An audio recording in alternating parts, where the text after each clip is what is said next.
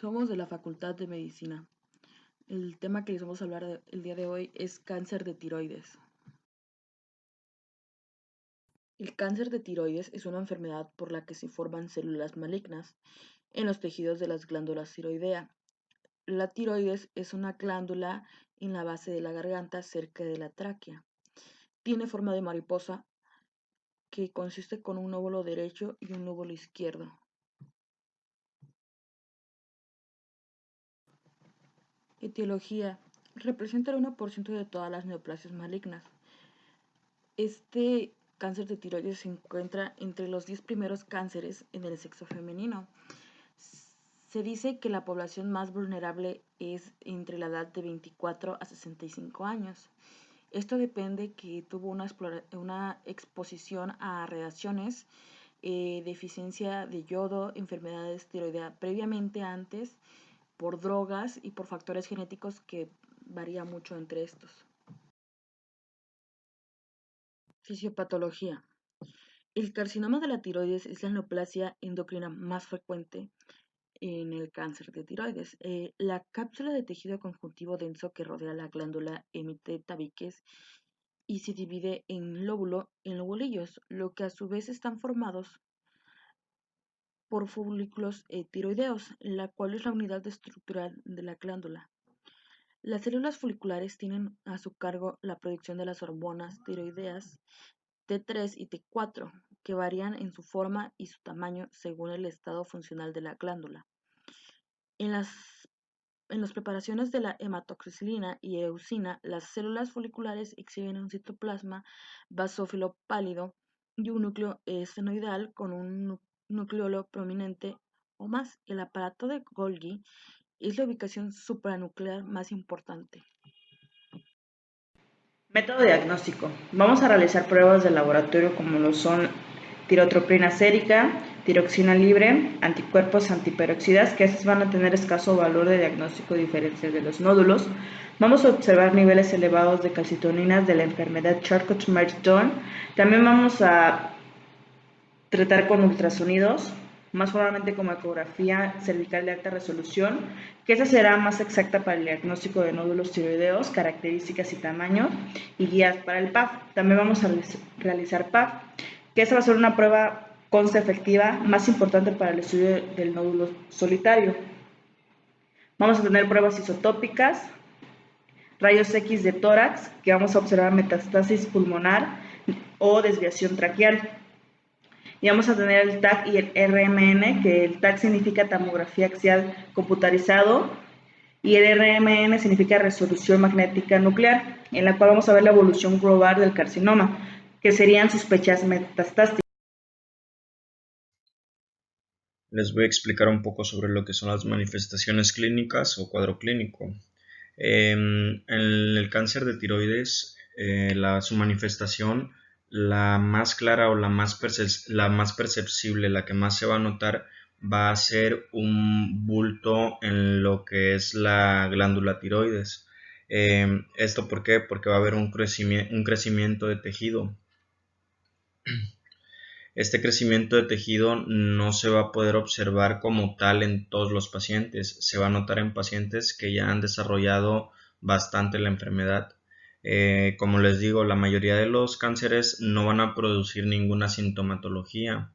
Y en otros casos los pacientes se van a estar quejando de dolor en el cuello, la mandíbula o el oído, ya que este tipo de cáncer va a afectar a las inervaciones más cercanas, que anatómicamente pues son esas.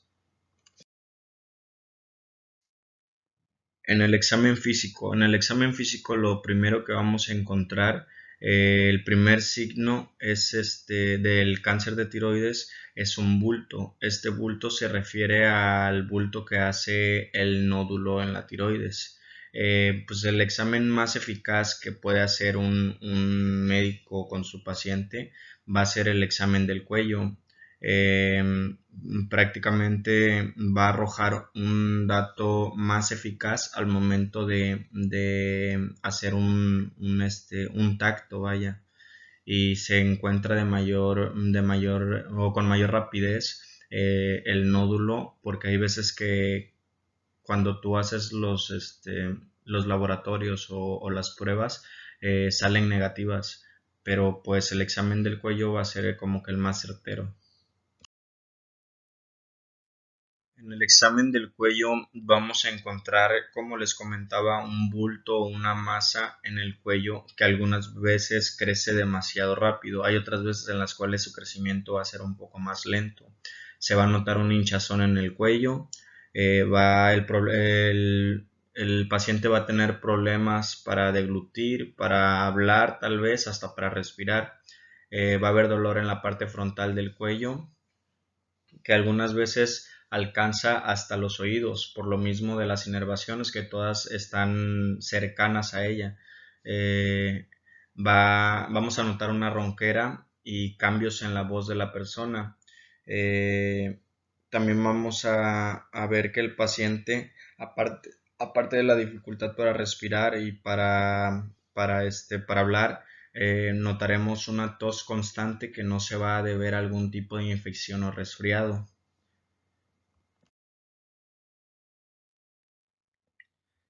En este tipo de padecimientos hay veces que el nódulo va a tener un crecimiento de una magnitud tan grande que, como les comento, va a empezar a localizarse en puntos donde ya no va a estar delimitado por una anatomía certera, o sea que va a empezar a afectar tanto como nervios, músculos, y así sucesivamente. Aparte de que hay un crecimiento constante, pues también impide o comprime lo que es la tráquea, así que va a tener el paciente problemas al deglutir y al respirar. También va a comprimir lo que es el esófago y puede causar, como les comento, una dificultad respiratoria. Hay veces que como tal no se va a notar esa sintomatología, pero va a haber un cosquilleo en la garganta. También puede producir una ronquera porque, pues, como les digo, o sea, el crecimiento es tal que va a afectar también hasta las cuerdas vocales. Diagnóstico de certeza. En la mayoría de los casos, la biopsia es la única forma de obtener un diagnóstico definitivo de cáncer. Durante una biopsia por aspiración con aguja fina, el médico introduce una aguja larga y fina a través de la piel y en el nódulo tiroideo. Las imágenes por ecografía se utilizan típicamente para guiar con precisión la aguja hacia el nódulo. El médico utilizará la aguja para extraer muestras de tejido tiroideo sospechosos y finalmente la muestra se analiza en el laboratorio para buscar las células cancerosas. Tratamiento. Una de las opciones para el tratamiento será la cirugía, que esta tendrá como objetivo la eliminación completa de tejido tumoral. También en el tratamiento va a participar el radioyodo, que este va a tener como objetivo destruir el tejido tiroideo residual y va a disminuir el riesgo recurrencial local. También tenemos la supresión de la hormona estimulante de tiroides, que esta tendrá como objetivo favorecer el crecimiento de tejido tiroideo normal y neoplásico. Esta se debe mantener a niveles bajos de por vida por el fármaco levotiroxina. También en el tratamiento va a participar las quimioterapias y las radioterapias, que esa tendrá como objetivo ser útil en metástasis ósea dolorosa. Y posteriormente también tendremos que tener un seguimiento. Esta para vigilar posibilidades de recurrencia tumoral y mantenerse de por vida. Hola, mi nombre es Luis Ángel Villegas Sandoval y les hablaré sobre el pronóstico de cáncer de tiroides. Bueno, para empezar, las tasas de supervivencia se basan en muchos factores, incluido el tipo específico de cáncer de tiroides, el estadio de la enfermedad, entre otros más. La siguiente es una escala pronóstica, la cual utiliza para su clasificación la edad, metástasis, extensión y tamaño del tumor, o por sus siglas AMES, o en lugar de metástasis mide el grado, o en sus siglas AGES. Bueno, el pronóstico dependerá del tipo de carcinoma tiroideo y de su grado de evolución.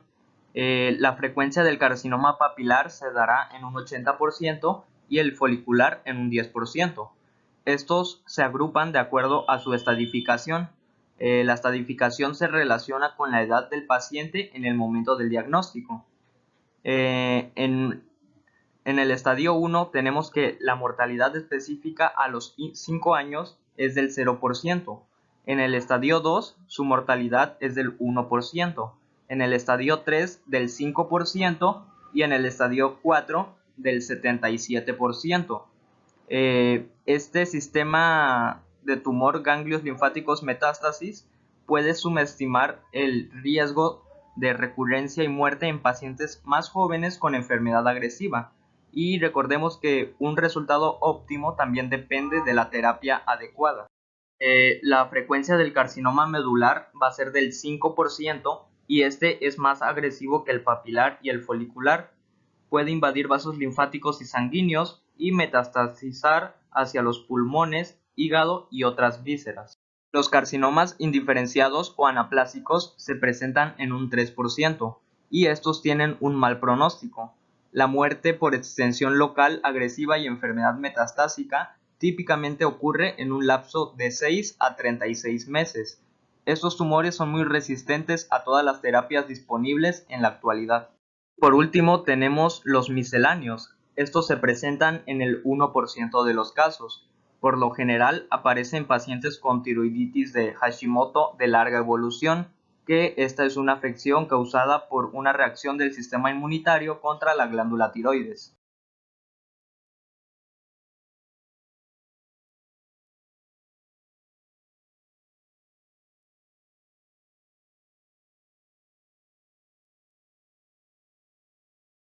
Bueno, a continuación tenemos un caso clínico que se llama cáncer primario de tiroides en un quiste tirogloso. Se presenta el caso de una paciente de sexo femenino procedente del área rural de Popayán de 52 años de edad, que refirió aparición de una masa en la región anterior del cuello de 12 años de evolución. Tuvo un crecimiento progresivo indoloro, sin síntomas compresivos ni funcionales tiroideos, con cambios inflamatorios locales en las últimas semanas que la obligó a consultar. Esta niega antecedentes familiares para cáncer de tiroides o exposición a radiación. En el examen físico de ingreso se encontró una paciente con signos vitales normales, sin signos de hipotiroidismo ni hipertiroidismo. Llama la atención una masa sobre la línea media del cuello, submentoniana de 14 por 8 centímetros, de consistencia mixta, con áreas quísticas que infiltra la piel y drena material oscuro en escasa cantidad, además del eritema discreto y edema de piel, como se observa en la figura 1.